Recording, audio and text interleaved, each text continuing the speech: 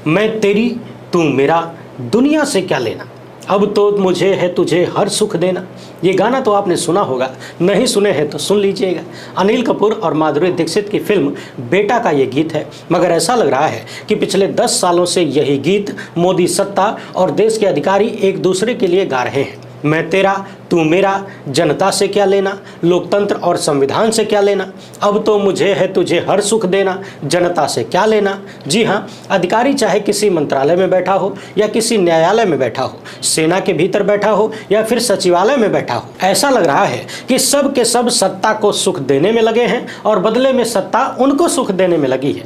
बाकी पिछले 10 सालों से भारत के लोकतंत्र का क्या हाल हुआ है वो तो आप सब देख ही रहे हैं। आज इस वीडियो में मोदी सरकार और अधिकारियों के बीच गजब के तालमेल पर गजब की चर्चा करेंगे, एकदम टकटकी लगाकर सुनिएगा। उधर चर्चा यह है कि अग्निपथ जिस स्कीम के तहत 4 साल में देश के नौजवानों को बुढ़वा बनाने जाने का फैसला मोदी सत्ता ने किया था, जल्द ही उसमें बड़ा बदलाव किया जा सकता है। क्या है पूरा मामला और क्या क्या बदलाव संभावित हैं वो भी बताएंगे। देश भर के प्रेस संगठन बड़ी संख्या में एकजुट होकर मोदी सत्ता से देश की जनता के अधिकारों को बचाए रखने की अपील कर रहे हैं। कह रहे हैं कि इस देश की जनता संविधान और लोकतंत्र का गला मत दबाइए, सांस लेने दीजिए, पत्रकारिता को जिंदा रहने दीजिए। ये तीनों ही मसले बेहद महत्वपूर्ण हैं, आपके अधिकारों और भविष्य से जुड़े हुए हैं, भारत के संविधान और लोकतंत्र से जुड़े हुए हैं। इसलिए ध्यानपूर्वक सुनिएगा। वीडियो को अभी लाइक कर दीजिए, पहली बार देख रहे हैं तो चैनल को सब्सक्राइब करके घंटा जरूर बजाएं। इसके अलावा यदि हो सके तो इस QR कोड या फिर मोबाइल नंबर का प्रयोग करते हुए हमें आर्थिक सहयोग भेजने का प्रयास जरूर करें,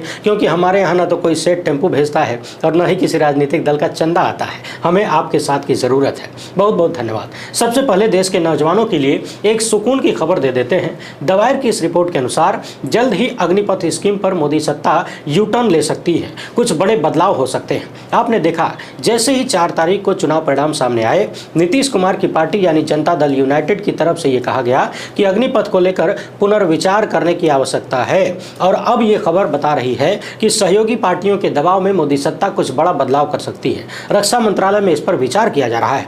आपको याद होगा, पूर्व सेना प्रमुख जनरल MM नरवणे ने कहा था कि इस घोषणा से यानी अग्निपथ की घोषणा से सेना भी आश्चर्यचकित हो गई। नौसेना और वायुसेना के लिए अचानक से अग्निपथ की योजना लाकर सामने खड़ी कर दी गई। तमाम रिटायर्ड अधिकारियों ने लगातार इस योजना की आलोचना की है। इसके कारण सेना में मैनफोर्स की कमी आ गई है। नौजवानों में भी सेना भर्ती को लेकर उदासीनता देखने को मिल रही है। बहुत सारे नौजवान तो ट्रेनिंग छोड़ छोड़कर घर भाग आए। मगर ध्यान देने वाली बात यह है कि चाहे देश भर के नौजवान अग्निवीर के खिलाफ विरोध प्रदर्शन किए हों, चाहे जितनी मांग किए हों, राजनीतिक दल चाहे इस मुद्दे पर जितनी चर्चा किए हों, चाहे राहुल गांधी, अखिलेश यादव, तेजस्वी यादव जैसे नेता घूम घूम कर पूरे चुनाव में अग्निपथ योजना को रद्द करने का वादा किए हों, इसके खिलाफ आवाज उठाए हों, यहां तक कि राहुल गांधी ने यह भी ऐलान कर दिया कि विपक्ष में रहते हुए भी हम अग्निपथ योजना को रद्द करवाने की कोशिश करेंगे, मगर इन सारी चीजों से मोदी सत्ता को कोई फर्क नहीं पड़ा। अब अग्निपथ योजना में बदलाव पर विचार तब हो रहा है जब बैसाखी की सरकार है और जिनकी बैसाखी है वो इसमें बदलाव लाना चाहते हैं। द हिंदू में पहले बताया गया था कि रक्षा मंत्रालय के सैन्य मामलों के विभाग ने सैनिकों की कमी और अस्थायी रैंकों में बहुत कम रूपांतरण के आधार पर इस योजना पर सेनाओं से प्रतिक्रिया मांगी थी। अब इकोनॉमिक टाइम्स के अनुसार आंतरिक सर्वेक्षण के बाद इस योजना में काफी बड़े बदलाव देखने को मिल सकते हैं और सबसे महत्वपूर्ण बदलाव हो सकता है कि अब तक केवल 25% अग्निवीरों को ही 4 साल के बाद परमानेंट करने की बात थी, लेकिन अब हो सकता है कि 60 से 70% अग्निवीरों को 4 साल के बाद भी सर्विस करने का मौका मिले। इसके साथ ही सिग्नल, वायु रक्षा और इंजीनियरिंग सहित तकनीकी और विशेषज्ञ सैनिकों के लिए 75% तक कार्यकाल को बढ़ावा दिया जा सकता है। यानी अब तक 100 में से 25 को 4 साल के बाद भी रखना था, अब हो सकता है कि 25% को ही निकाला जाए, बाकियों को रखा जाए। इसमें कुछ और बड़े बदलाव सामने आ सकते हैं, जैसे 4 साल की जगह 8 साल का समय दिया जाए। टेक्निकल सर्विसेज में मिनिमम एज को बढ़ाकर 23 साल कर दिया जा सकता है। यानी आने वाले दिनों में गठबंधन के साथियों के दबाव में मोदी सत्ता अग्निपथ योजना में बड़े बदलाव कर सकती है, मगर सनद रहे कि देश की जनता के दबाव में मोदी सत्ता ने कोई बदलाव नहीं किया। बदलाव की चर्चा तब सामने आ रही है जब मोदी सत्ता की बैसाखियां कह रही हैं कि इसमें बदलाव करिए। ये उदाहरण ठीक वैसे ही है जैसे किसान आंदोलन के वक्त आपने देखा, जब तक उत्तर प्रदेश का विधानसभा चुनाव सिर पर नहीं आ गया तब तक नरेंद्र मोदी को अपनी तपस्या में कोई कमी नजर नहीं आई। 1 साल तक किसान गर्मी, जाड़ा, बरसात सब कुछ झेलते रहे, मरते रहे, मारा भी जाता रहा, मगर मोदी सत्ता सत्ता को कोई असर नहीं हुआ, किसी के दर्द का कोई एहसास नहीं हुआ। असर तब ही हुआ जब कुर्सी डोलती हुई नजर आई, जब सत्ता जाने का डर नजर आया। अब हम जिन दो बेहद महत्वपूर्ण मुद्दों पर बात करने जा रहे हैं उन्हें बिल्कुल टकटकी लगाकर सुनिएगा। लगभग 2-2.5 साल पहले मैंने किसी वीडियो में बाकायदा एनालिसिस करके बताया था कि किस तरह से मोदी सरकार लेटरल एंट्री के माध्यम से बड़ी बड़ी कंपनियों के कर्मचारियों को उठाकर मंत्रालयों में बिठा रही है। जहां आईएएस की परीक्षा पास करके लोग बैठते हैं वहां सीधे नियुक्ति दी जा रही है। और मैंने ये भी दिखाया था कि किस तरीके से जिन जिन विभागों में लेटरल एंट्री के माध्यम से अधिकारी बिठाए गए, बड़े बड़े पदों पर जिम्मेदारी सौंपी गई, उन विभागों में बड़े स्तर पर निजीकरण की तरफ कदम बढ़ाया गया, यानी देश की संपत्ति खरीदो बेचो का सिस्टम कथित तौर पर लाया गया। हमने सवाल किया कि क्या बड़े बड़े धन्ना सेठों के लोगों को मोदी सत्ता मंत्रालयों में इसीलिए बैठा रही है ताकि वो अपने हिसाब से देश की संपत्ति को खरीद बेच सकें। जैसे यूं समझ लीजिए, आप किसी रिश्तेदार या फिर मित्र की दुकान पर जाएं तो वो आपको काउंटर के बाहर खड़े होकर सामान नहीं लेने देता है, कहता है कि अरे अंदर आ जाओ, अपनी ही दुकान है, जो लेना है निकाल लो। ये तो बात थी प्राइवेट कंपनियों से लाकर लोगों को मंत्रालय में बैठाने की, मगर इसके अलावा भी जो बड़े बड़े अधिकारी हैं, चाहे वो सीबीआई में हो, ईडी के भीतर हो, चुनाव आयोग में हो, एनआईए में हो, सरकार में सचिव के पद पर हो, डीजीपी हो, इन सब को जिस तरीके से मोदी सत्ता लगातार सेवा विस्तार दे रही है, यानी इनका कार्यकाल बढ़ा रही है, और जिस तरीके से इनके तमाम कारनामे मोदी सत्ता यानी भाजपा के पक्ष में नजर आते हैं, उन्हें देखकर बड़े गंभीर सवाल पैदा होते हैं। आपको याद होगा, ईडी के मुखिया का मामला सुप्रीम कोर्ट तक पहुंचा। सुप्रीम कोर्ट ने उनके सेवा विस्तार को अवैध बताया। केंद्र सरकार को फटकार लगाई कि क्या इतने बड़े देश में आपको कोई काबिल अधिकारी नहीं मिल रहा है जो एक ही व्यक्ति को बार बार सेवा विस्तार दे रहे हैं, वो भी अवैध तरीके से। मगर इतने गंभीर सवाल उठाने के बावजूद मोदी सत्ता एक बार फिर से सुप्रीम कोर्ट चली जाती है उसी अधिकारी को कुछ दिन और पद पर रखने के लिए, और भोला भाला सुप्रीम कोर्ट कह देता है कि ठीक है भैया रख लो। इसी तरह से हाल फिलहाल में सेना प्रमुख को विस्तार देना, राष्ट्रीय सुरक्षा सलाहकार अजीत डोभाल को सेवा विस्तार देना, और भी तमाम पदों पर बैठे बड़े बड़े अधिकारी जिस तरह से एक्सटेंशन पा रहे हैं, ये सब अपने आप में बेहद गंभीर सवाल है। इस मामले पर पत्रकार राजू परुलकर ने एक बड़ा बढ़िया ट्वीट किया है। लिख रहे हैं कि नरेंद्र मोदी की निरंकुश कार्यशैली का पोषण सत्ता के भूखे नौकरशाहों द्वारा किया जाता है। मोदी ने इन लालची बाबुओं पर भरोसा किया है और इसका बदला लोकतंत्र की कीमत पर चुकाना पड़ता है। सीबीआई, ईडी, चुनाव आयोग, एनआईए के प्रमुखों और डिप्टियों, भारत सरकार के सचिवों, डीजीपी, यहां तक कि राज्य और संघ तथा सरकारी उपक्रमों के एमडी की नियुक्ति और कार्यकाल सेवा विस्तार, ऐसे ढेर सारे उदाहरण हैं। बाबुओं को टिकट भी दिए गए, यानी अधिकारियों को टिकट भी दिया गया चुनाव लड़ने के लिए भाजपा की तरफ से। उन्हें चुने जाने पर उन्हें मंत्री का पद भी मिला। शर्मनाक बात यह है कि एक पूर्व जनरल भी इसी दक्षिणपंथी राजनीति और सांप्रदायिकता में कूद पड़े। जनरल वीके सिंह आपको याद ही होंगे, ये बीजेपी में शामिल हुए, लगातार 10 साल तक भाजपा के टिकट पर सांसद रहे। इसके अलावा इन्हें मंत्री पद भी हासिल हुआ था। हाल फिलहाल में आपने देखा कि वायुसेना के पूर्व प्रमुख RKS भदौरिया इसी साल मार्च के महीने में बीजेपी में शामिल हुए। अब जरा पता लगाइए, जब भदौरिया पद पर थे तो इन्होंने मोदी सत्ता को किस रूप में लाभ पहुंचाया था? वो जो राफेल वगैरह था, जरा ढूंढिए तो कहीं कोई लिंक है क्या? इन लोगों को किस बात का इनाम दिया गया है या दिया जा रहा है? और सिर्फ सेना के अधिकारियों तक ही बात क्यों रुके? न्यायाधीशों को भी देख लीजिए। पश्चिम बंगाल में हाई कोर्ट के जस्टिस गंगोपाध्याय ने रिटायरमेंट से कई महीना पहले ही सर्विस छोड़कर भाजपा ज्वाइन की और चुनाव लड़े, जीत भी गए, अब माननीय सांसद हो गए हैं। इसके अलावा पश्चिम बंगाल से ही कुछ अन्य जजों ने रिटायरमेंट के तुरंत बाद ये बयान दिया कि वो हमेशा से बीजेपी आरएसएस की विचारधारा को मानते आए हैं। अब जरा सोचिए, जब बड़े बड़े पद पर बैठे अधिकारी और जज के पद पर रहते हुए भारतीय जनता पार्टी की विचारधारा को मानते हैं ये लोग, तो फिर क्या ये लोग अपनी कार्यशैली में उस विचारधारा को शामिल नहीं करते होंगे?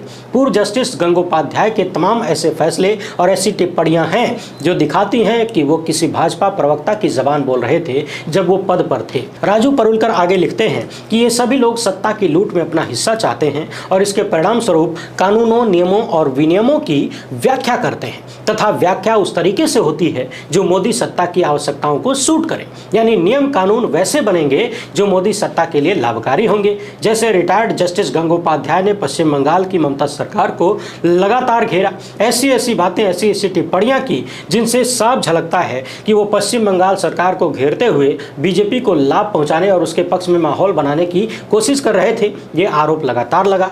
पद पर रहते हुए अधिकारी सत्ता के पक्ष में काम करके सत्ता की तरफ से लाभ पाना चाहते हैं, उनके नजर में आना चाहते हैं। ये सवाल अपने आप में बड़ा गंभीर है। आगे राजू परुलकर लिखते हैं कि इस वक्त का सबसे बड़ा उदाहरण है अजीत डोभाल को लगातार तीसरी बार राष्ट्रीय सुरक्षा सलाहकार के रूप में नियुक्त करना। डोभाल जब पहली बार 2014 में एनएसए के रूप में नियुक्त किए गए थे तब उनकी उम्र 69 साल थी और अब 79 साल की उम्र में उन्हें लगातार तीसरे कार्यकाल के लिए नियुक्त किया गया है तथा उन्हें कैबिनेट मंत्री का दर्जा दिया गया है। मोदी के लिए वो इतने महत्वपूर्ण क्यों हैं? यहाँ तक कि सुप्रीम कोर्ट के न्यायाधीश, चुनाव आयुक्त भी 65 साल की उम्र में रिटायर हो जाते हैं। सेनाओं के प्रमुख तथा रक्षा प्रमुख भी 62 साल की उम्र में रिटायर हो जाते हैं। लेकिन डोभाल का कार्यकाल बढ़ा दिया गया है। जून 2020 में चीन ने 20 भारतीय सैनिकों को मारकर हमारी लगभग 4100 वर्ग किलोमीटर की जमीन पर कब्जा कर लिया।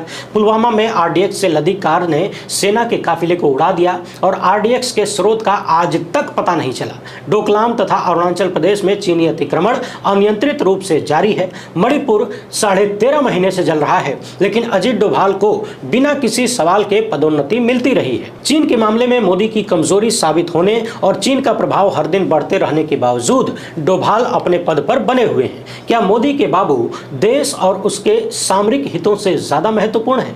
10 तारीख को अजीत डोभाल फिर से तीसरी बार राष्ट्रीय सुरक्षा सलाहकार के पद पर अपॉइंट किए जा चुके हैं। इसके साथ ही उन्हें कैबिनेट मिनिस्टर का दर्जा भी दे दिया गया है। यहाँ आप देख सकते हैं। याद करिए 10 साल पहले जब अजीत डोभाल को यह पद दिया गया था तो व्हाट्सएप यूनिवर्सिटी और आईटी सेल के गुर्गे तथा गोदी मीडिया के तमाम लपटझंडिस दिन रात इन्हें जेम्स बॉन्ड की तरह प्रस्तुत करते थे, मानो पाकिस्तान और चीन का न जाने क्या क्या कर देंगे। मगर पिछले 10 सालों में यदि आप पुलवामा को याद करें, चीन की घुसपैठ को याद करें, भारतीय जमीन पर कब्जे को याद करें और हाल फिलहाल में जिस तरीके से लगातार आतंकवादी घटनाएं हो रही हैं, जिस तरीके से मणिपुर लगातार जल रहा है, इन सब को देखें तो मन में सवाल उठेगा कि राष्ट्रीय सुरक्षा सलाहकार आखिर कर क्या रहे हैं? उनका कोई काम भी है क्या? उनकी जिम्मेदारी क्या है? जवाबदेही भी होती है कि नहीं? जरा सोचिए, अगर आपके घर के दरवाजे पर चौकीदार लगाने के बावजूद हर रोज आपके घर में चोरी हो रही हो, दिन रात चोरी हो रही हो, टूट फूट हो रही हो और आप चौकीदार को जिम्मेदार ठहराने की बजाय उसकी तनख्वाह बढ़ाते रहें, उसकी नौकरी का कार्यकाल बढ़ाते रहें,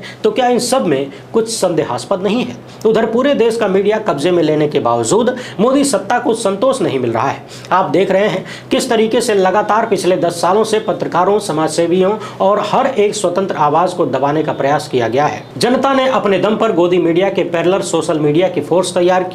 टीवी छोड़कर लोग सोशल मीडिया पर आ गए। सोशल मीडिया पर भी मोदी सत्ता ने जबरदस्त तरीके से कब्जा जमाने की कोशिश की है। बहुत सारे इन्फ्लुएंसर्स पूरी तरह से पलटी मार चुके हैं, सत्ता की गोद में जाकर बैठ चुके हैं और सत्ता के गीत गा रहे हैं। इसके अलावा फेसबुक जैसे प्लेटफॉर्म भी हैं जिनकी दलाली सरेआम दिखती है, जो पूरी तरह से खुल्लम खुल्ला सत्ता के पक्षधर नजर आते हैं। लगातार इन आरोपों में घिरे रहता है फेसबुक।